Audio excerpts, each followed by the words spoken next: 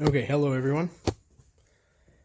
What we are going to be doing today is installing a cabin filter in a 2013 Chevy Silverado using Dorman's cabin air filter retrofit kit. And I had to do a little bit of research on this, and the easiest way to do that was to pull this cover off underneath here to find out that you can install it on this particular model.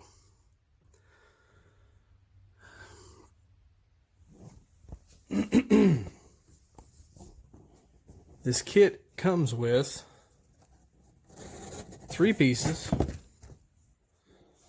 a filter, which is a Dorman filter, which if you buy the kit, the most important part is the fact that it comes with the cover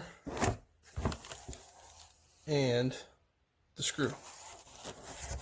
There are several places where you can buy just the cover and screw by itself. You can buy a replacement filter from Dorman, or you can buy the whole kit. Cost-wise, I think it turns out being better just to buy this kit versus buying the pieces from GM, the hardware store, and then just a standard replacement filter from O'Reilly's or AutoZone or Napa, your preferred choice of automotive. I think I got this off Amazon for like $39 to $42. The filter by itself is normally about $12 to $19, depending where you buy it from.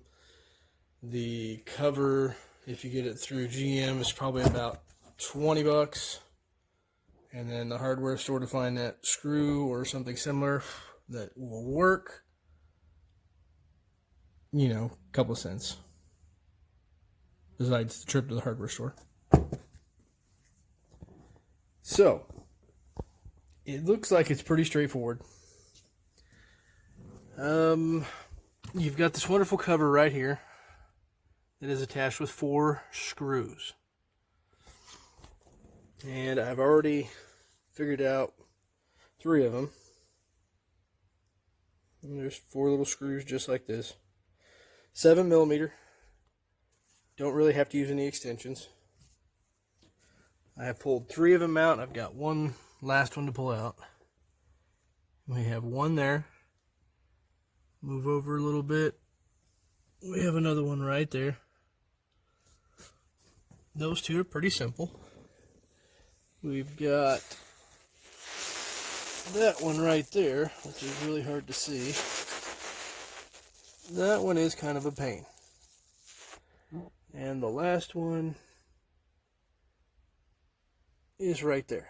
Not too bad. Easiest thing I have figured out: take your socket, put a little tape on it.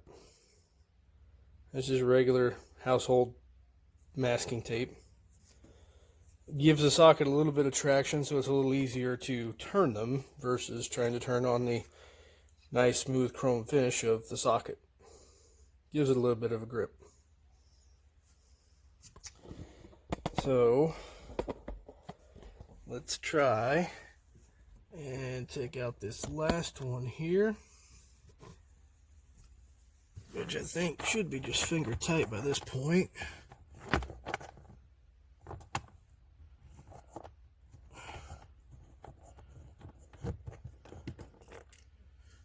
Okay.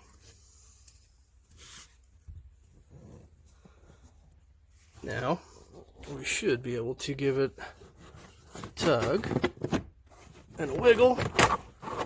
You got to get it clear of these things, and she slides right out.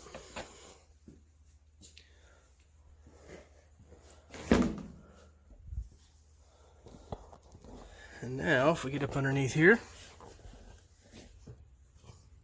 you'll see this is where the screw goes. This is the opening we have to cut out. And that's where the filter will go in once we're done.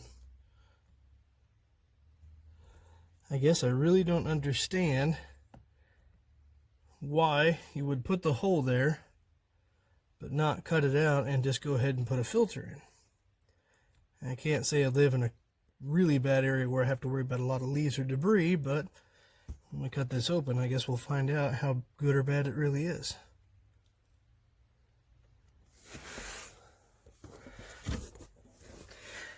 Now, I will say, it is kind of tight quarters. It is not going to be real easy. You could take the seat out, which would give you a little more room, but with these models, at least on mine, the ductwork that blows air into the back of the seat runs right underneath the seat, so may not really give you that much comfort taking the seat out. So we're going to try it as is and see how it goes. And I am going to try and show you guys as I cut this, but as you can see, this is kind of tight quarters. And I'm not sure if I can get my phone in the correct position to really see how this thing's going here. But we will do our best. Hopefully I can get it figured out and I won't end up knocking it over. And we can get some decent shots of how to get this thing out and cut out, so you guys can see how to do this yourselves.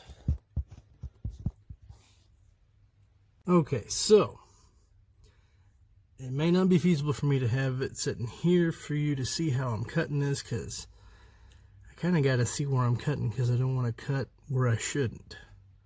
So I'm probably going to have you sitting up right over here watching. I'm not sure how thick it is. I haven't been able to find anybody that can give me any information on that.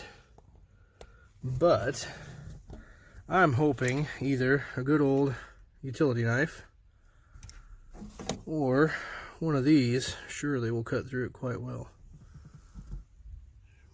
These are pretty sharp, probably sharper than a utility knife, but as for points of cutting, sorry about that, I think we're cutting right along this outside edge here. You can kind of see where my fingernail is. I don't think we're going in there. And just kind of seeing how that thing seals. And being there's no real instructions on how to do it. But you know, this thing's got a pretty good sealing surface. You know, it hooks clear back there, and that piece of plastic comes up and seals just like that. So I'm thinking that whole opening should be open.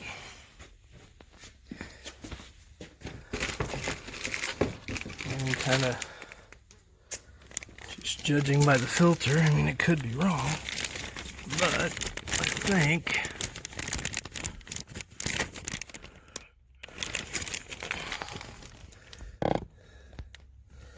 think that's what we're going to want.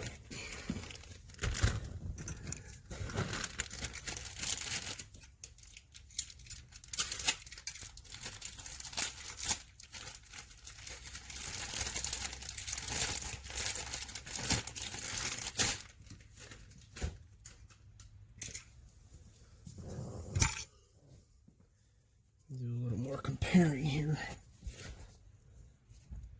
Since this thing does flex, that's its intent, is to flex up into place.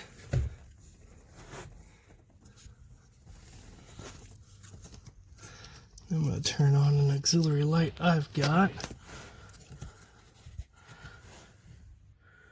Yeah, I would say definitely the whole thing. Try to turn this so you guys can see.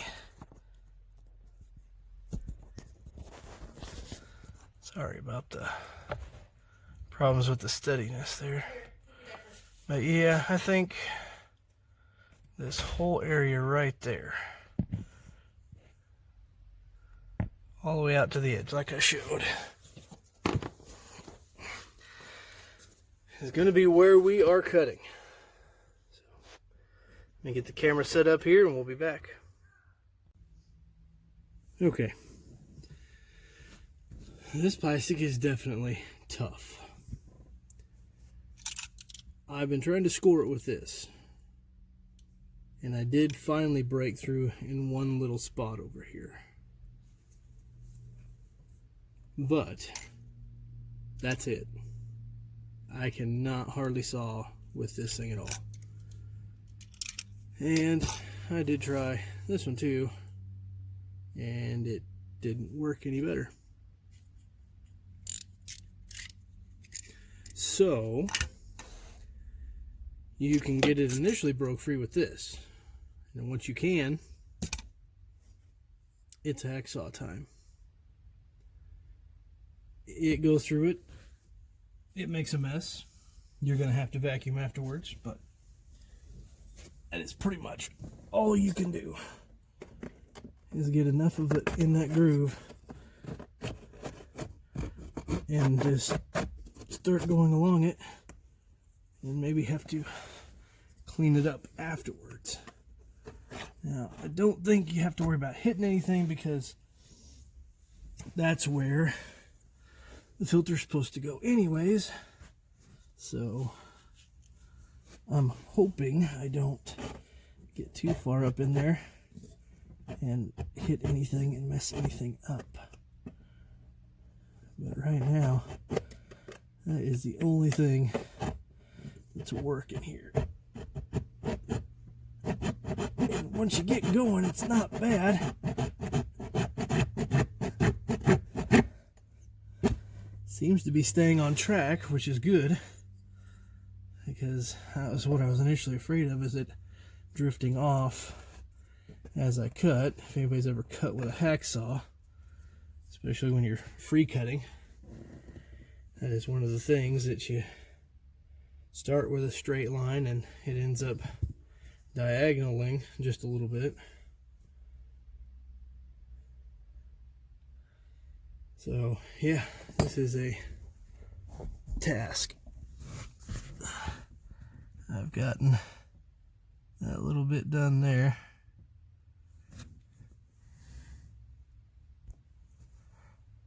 All over to the corner. I'm going to go all the way back to the back. And what I'm hoping if I can get the side all cut, get cut right across there, and then back there. I'm hoping maybe I can just score that whole inside one and then just pull down and that thing will just snap out of there.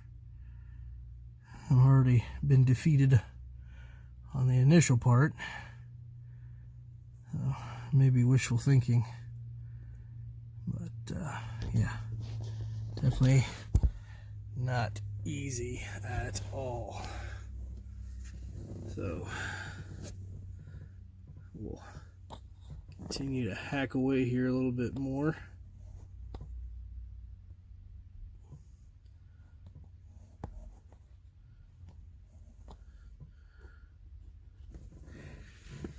Hopefully I won't get in your guys' way too much. And I will tell you this, it is not easy to get in here either. This is horrible. I'm starting to think maybe I should have taken the seat out.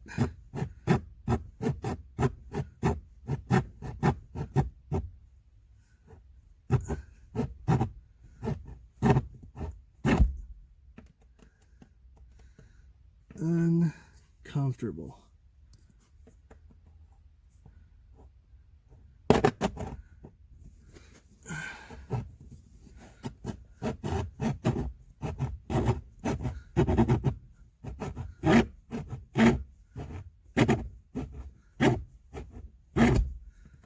And messy.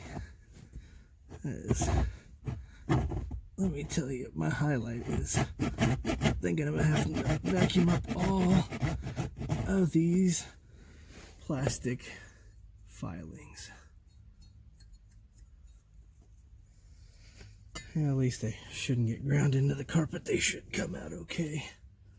I'm just laying on top, hopefully they don't get stuck in there.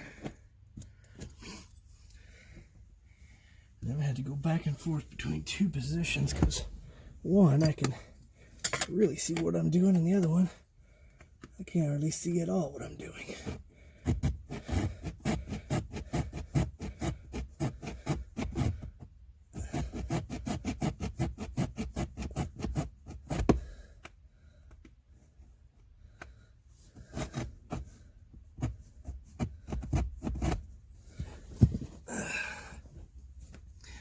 Okay, take a break and we'll be back.